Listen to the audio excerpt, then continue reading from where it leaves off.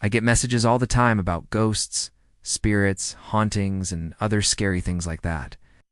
And I usually do and share them because most of the time they are some made-up story, or it is something that's not that interesting, or just simply a re-upload of something that was posted on Reddit years ago. But every once in a while I come across one that I think is worth sharing, and this one is definitely one of those cases. So let me tell you a story about a number that brought back more than just memories. It was 2014 when my brother passed away at 21 years old. It was a tragic accident that happened on a night out with his friends, where he died from choking on his own vomit. I still remember how devastated I was when I found out. He was the best brother anyone could ask for, and we had a very close relationship. We would talk to each other almost every single day, and even though we lived in different cities, our friendship never faded. I miss him to this day, and I wish he was still here. Fast forward a few years to 2019, when I was living in a small town called Name Removed. I got a phone call from an unknown number, and I didn't pick up, because I thought it was probably just a telemarketer. But the person kept calling and texting me nonstop, and it got annoying. So I finally decided to pick up the phone. On the other end was a man asking for someone else. I told him that he had the wrong number, but he insisted that he was trying to reach me.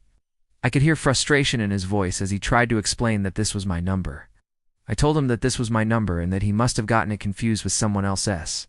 He replied by saying that this number belonged to my brother, who had passed away a few years prior to this. He said that he was trying to contact my brother to inform him about his mother's passing. Of course, I told him that this couldn't be possible because my brother was dead. At first, he didn't believe me, and he kept insisting that I was lying. I swear this guy literally called me over 30 times, and he wouldn't stop texting me either. This went on for weeks. One day I decided to block the number so I would unreceive any more calls or texts from him. A few days after blocking the number, I started receiving texts from another number. I didn't pick up the phone because I didn't know the number, but they kept calling. So I finally picked up. On the other end was the same man I had spoken with before, but this time he was crying.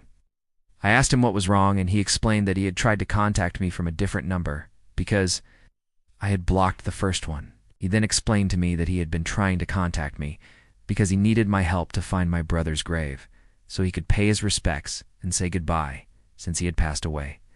I asked him why he needed to speak to my brother if he was dead, and he replied by saying that he didn't know that he was dead. He said that he had been looking for him everywhere, but nobody seemed to know where he was. I felt bad for him, so I told him that I could help him find my brother's grave. I asked him if he could hold on for a moment while I checked my phone for the number of my parents. I then called my mom and asked her where my brother was buried. She was very surprised that someone was looking for my brother's grave, but she gave me the name of the cemetery without hesitation. I gave the man the name of the cemetery, but then he told me that he couldn't go there because he was too far away. He then asked me if I could go to the cemetery and take a picture of my brother's grave so he could see it. I told him that I would do that, but I needed him to send me the address of the grave, so I knew where to go. He agreed.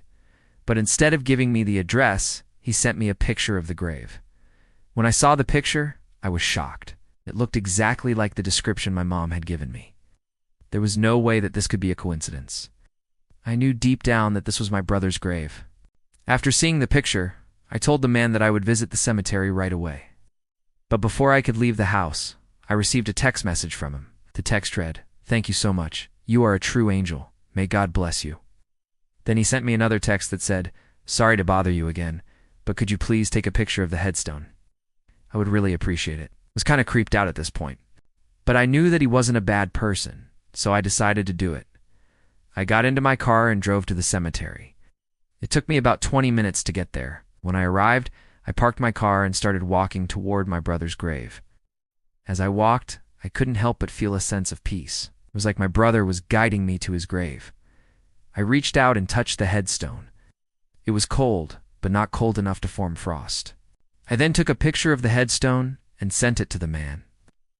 After I did this, I felt an overwhelming sense of sadness and grief.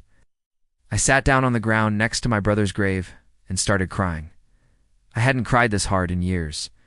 I felt like all of the emotions I had bottled up inside of me just came rushing out. I cried and cried until I had no more tears left. When I finally stopped crying, I stood up and looked at the headstone. That's when I noticed something strange. The headstone had my brother's name and birth date on it, but it didn't have his death date.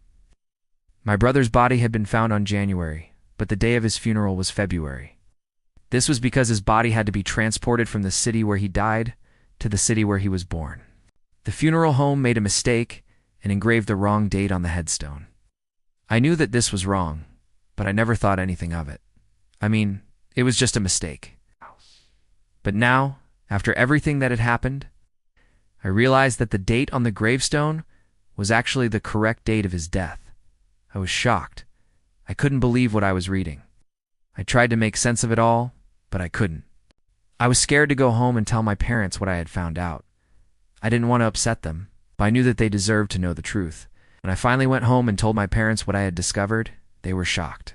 They had no idea that the date on the headstone was wrong. We all went back to the cemetery together, and they confirmed that the date was, in fact, correct. Ow. We were all heartbroken. I will never forget the day that I received a call from a stranger claiming to be my dead brother. To this day, I am still unsure whether or not it was really him trying to contact me or if it was just a random coincidence. But one thing that I know for sure is that the experience has brought us closer together as a family, and I am grateful for that.